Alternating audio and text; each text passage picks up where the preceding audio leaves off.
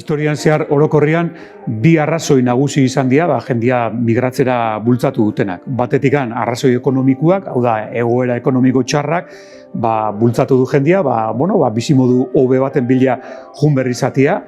Eta bestetikan arazo politiko, militarrek eragindako egoera txarrak, baita ere, errefuxiatzea eraman du jendia, beste herrialde batzutan, bizimodu ziurrago baten bila jun berra.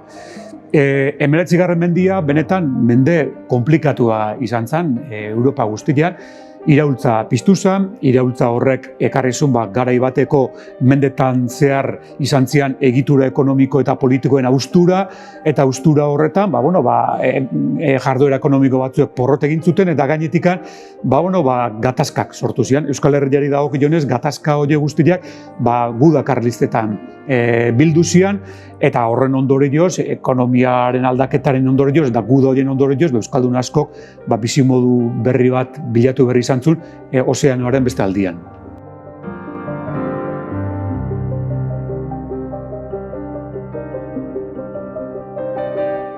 Hogeita batgarren mende honetan, migrazioak aurpegi asko ditu eta arrazoi asko daude pertsona bat alde egitera bultzatzen dutenak.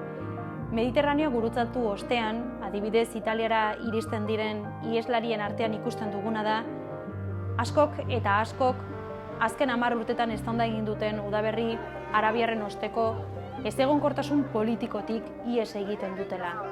Hainbat urtetako protesten, gobernu aldaketen, estatu kolpeen edo gerra zibilen ostean indarkeriatik ihes egiten ari dira.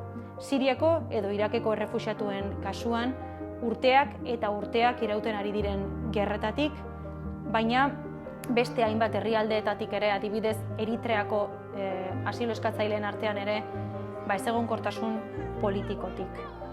Beste askok, adibidez, Sahel eremutik datoz eta horiek miseriatik alde egiten ari dira.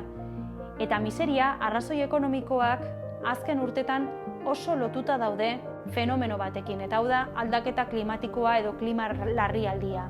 Ikusten ari gara, azken urtetan, Italiara iristen diren migratzaile asko eta asko migratzaile klimatikoak direla, hau da, aldaketa klimatikoak eragin dituen ondorioen ondorioz etortzen ari direla.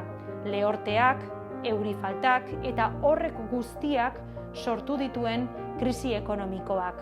Beraz, ikusi dugun bezala, faktore desberdinak daude, gerrak, gatazka politikoak, krisi ekonomikoak, baina baita eta oso garrantzitsua larrialdi klimatikoa ere.